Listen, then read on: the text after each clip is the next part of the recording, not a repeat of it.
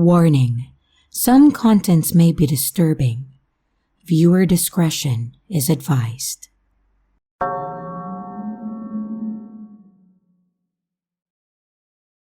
So, I'm pretty new to Reddit, and this is my first time posting, so bear with me.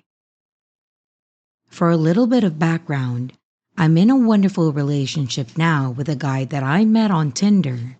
So this is no way, shape, or form me shitting on the app, even though the app can sometimes feel like a cesspool. I'm currently a senior at a 4-year university, but this happened in my sophomore year when I was 19. For me, it was pretty hard to find someone to just casually date and get to know, since I'm a bit of an introverted individual, and I wasn't looking for any old hump and dump.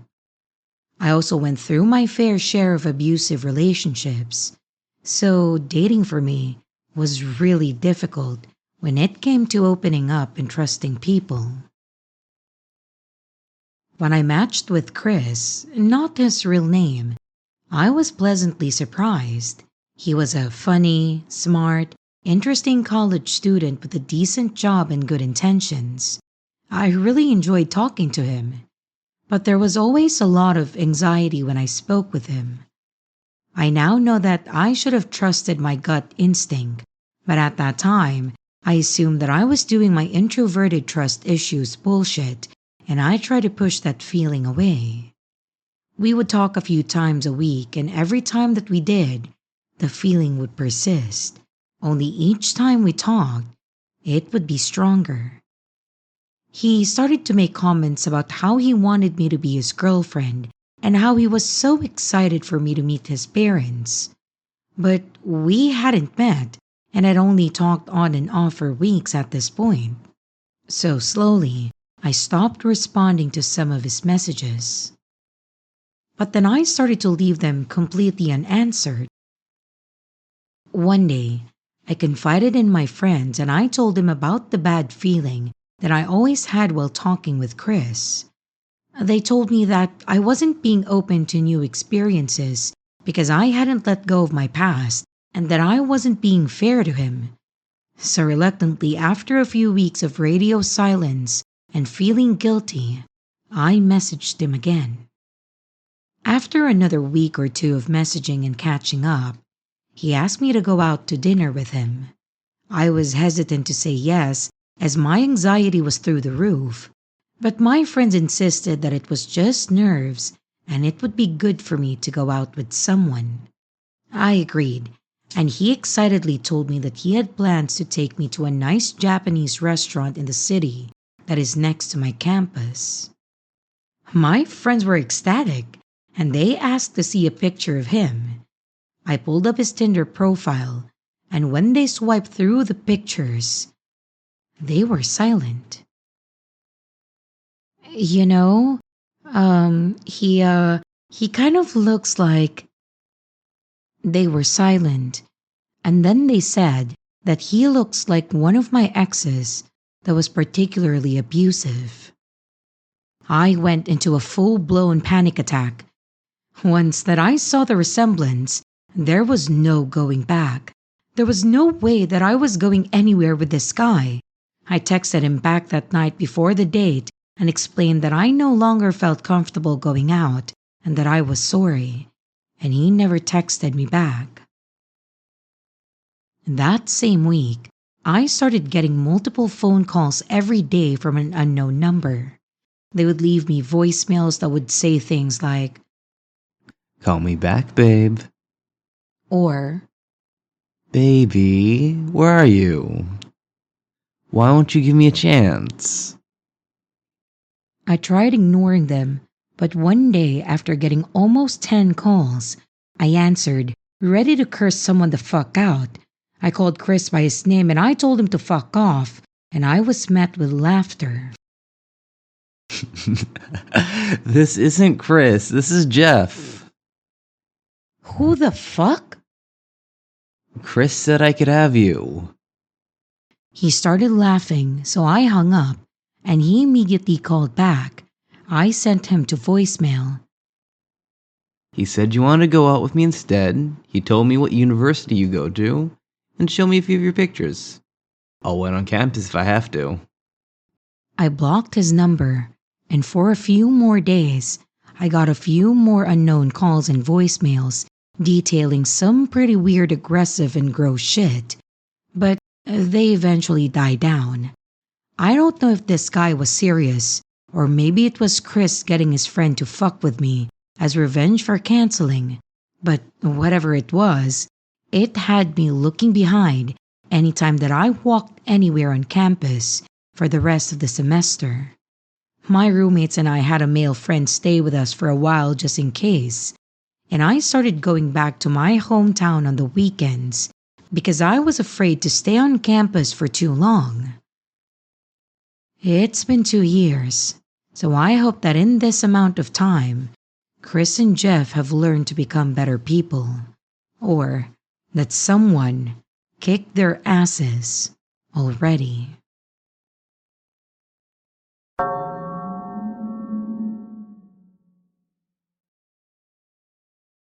Hi everyone.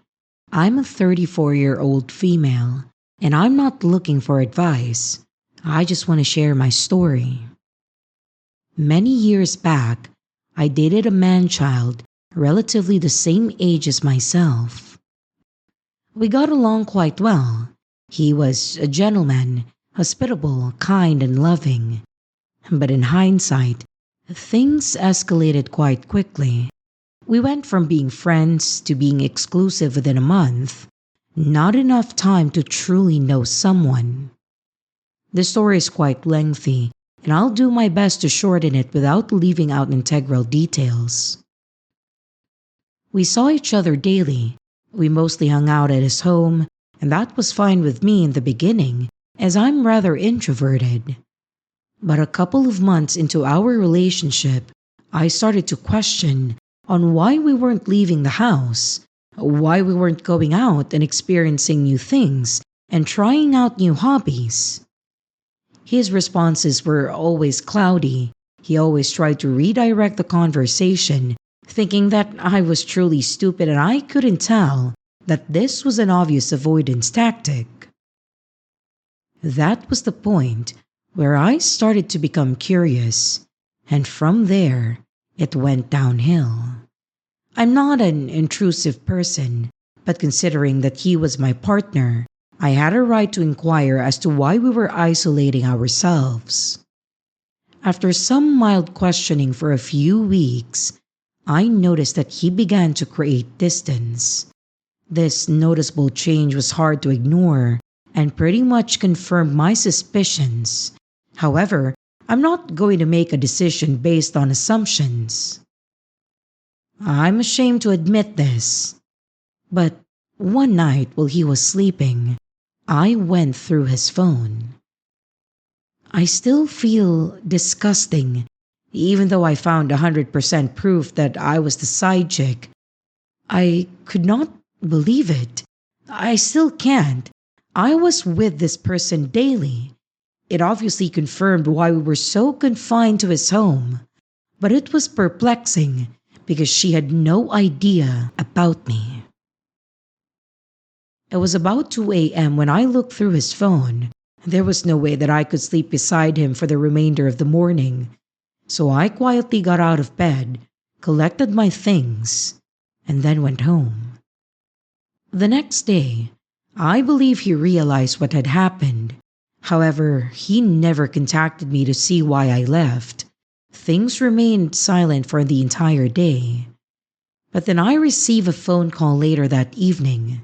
I confronted him, and again, I'm ashamed to say that I did take photos of the evidence, as I knew that he would try to gaslight me.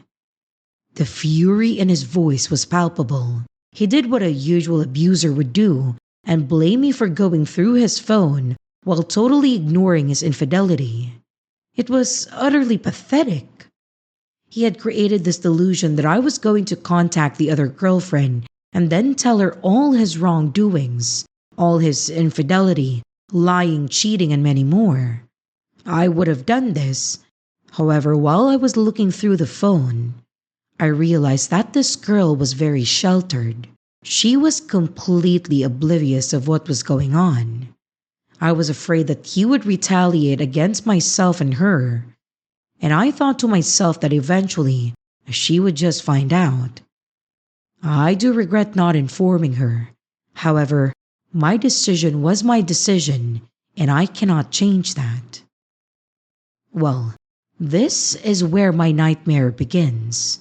He was so paranoid and confident that I was going to contact his girlfriend that he would constantly call me daily and make vague threats against me. I persistently advised him that I would not contact her, that it was none of my business, and that she would eventually find out that he was a deceitful, inept brainworm sooner or later. All I wanted was for him to fuck off, leave me alone, and never speak with me again. That was my only request. But he obviously didn't take my kind words well, and he continued to harass me.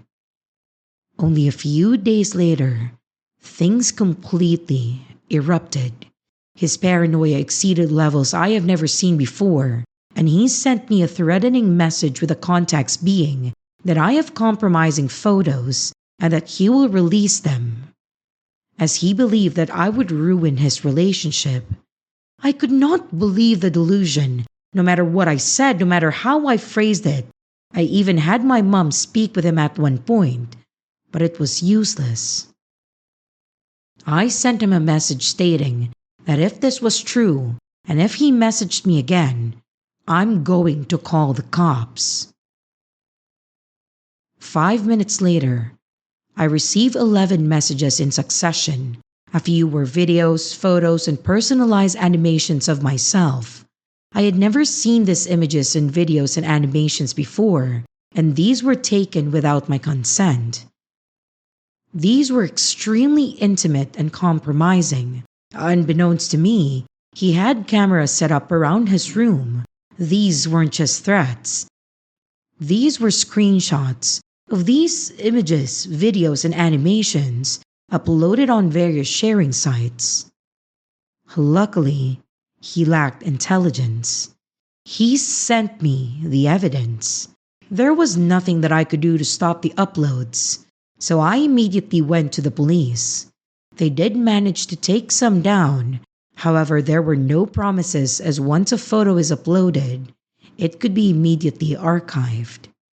This has forever altered my life. I don't see relationships the same, and I can't be intimate.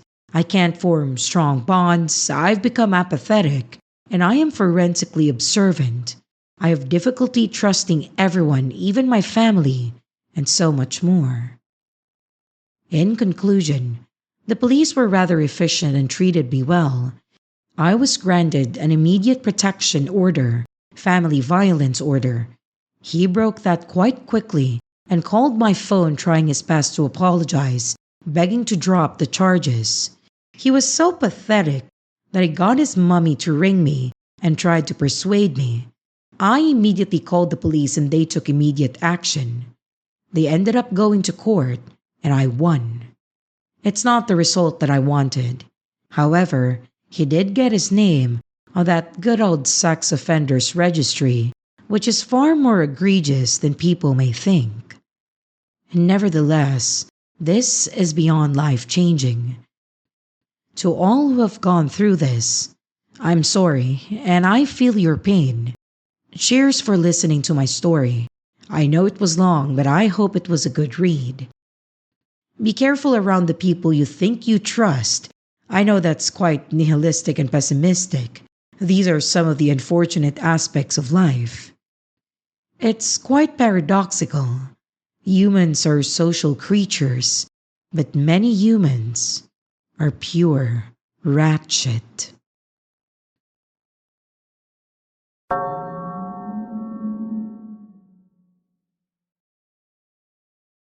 I have never been one for dances, but when sophomore year rolled around, I found myself swept up in the excitement for our high school's dance. For those who don't know, it's the dance where girls ask the guys, shaking up the usual tradition.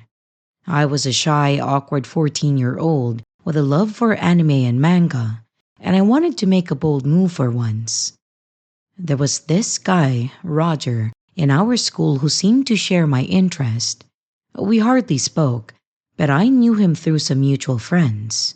He was quiet, almost invisible in the bustling halls of our school, which somehow made him seem safe. With a burst of courage, I asked him to the dance. In my naivety, I thought that it would be nothing more than a fun night out with friends. Roger agreed. There was a shy smile spreading across his face. We decided to meet at the dance, each of us joining with our respective groups of friends. I was nervous, but I was excited about what felt like a small adventure into the unknown. A few hours after asking him, I got this long, heartfelt message on Facebook. Roger confessed that he had always had a crush on me, describing my beauty in overly poetic terms that made me kinda cringe. He ended up by asking if I'd be his girlfriend. I didn't know how to handle it, especially since I barely knew him, but the pressure of my own awkwardness made me say yes. Well, that was the first misstep into what would become a distressing chapter of my life. That night, Roger called me. It was our first real conversation. I learned more about him than I bargained for. He was incredibly emotional, crying over minor grievances and claiming everyone was against him. He shared personal details that left me feeling uneasy, including his foot fetish, which was unsettling for my 14-year-old self. When I hesitated, or when I went silent, he would burst into tears, claiming that I saw him as a freak. I was trying to be kind, so I reassured him, though my discomfort was growing. On the night of the dance, things took another awkward turn. Roger mentioned never having had his first kiss, lamenting how sad that was. I'd already had mine, so I reluctantly kissed him, hoping that it would settle things. Instead, he tried to kiss me repeatedly, forcing a teacher to intervene when he got too pushy in the dimly lit gym. It was mortifying. And after the dance, Roger sent me a message about how magical it was, and how our kiss was delicious, and how the teacher couldn't understand our love. I felt queasy reading it, and the thought of ending things crossed my mind, but I didn't want to deal with more tears. A couple of days later, Roger asked me to a movie, suggesting we double date with his friends. He was persistent, even when I explained that my friend wasn't interested in his. His friend called me names for refusing, and Roger's tears flowed once again. I begrudgingly agreed to the movie, and during the show, his friend sat behind us, making the whole experience awkward. Roger kept trying to kiss me until I pushed him away. And after the movie, Roger texted demanding a photo of my feet, claiming he was depressed and it would cheer him up. When I refused, he threatened to harm himself, blaming me. Horrified, I sent the photo. This manipulation spiraled over the next 2 weeks, him accusing me of cheating whenever I was busy, and me reluctantly sending photos to calm him down. Eventually, I reached my breaking point. I ended the relationship. I was just so tired of the emotional manipulation. Roger cried, begged to remain friends, and promised that he would change. And with the school year ending and Roger transferring, I thought the nightmare was over. But Roger's messages continued, each one filled with threats of self-harm if I didn't reply. I tried ignoring him, hoping that he would stop, but nothing changed until I threatened to report him to the police. The messages stopped for a while, finally giving me room to breathe. Years passed, and I moved away for college, thinking that I'd left Roger behind. I was building a new life, feeling free and happy with a new boyfriend.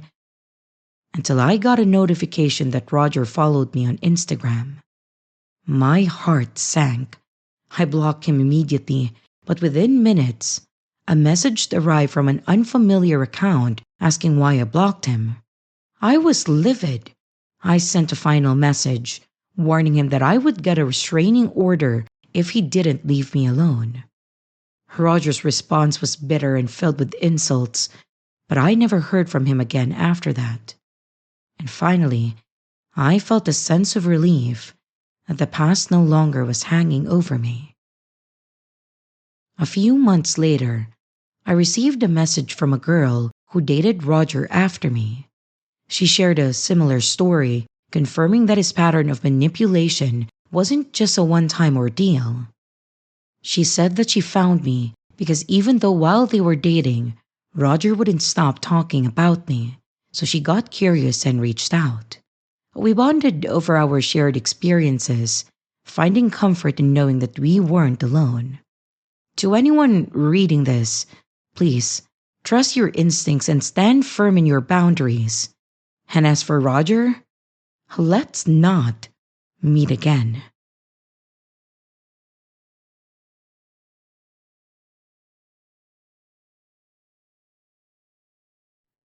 And here's the riddle for this video.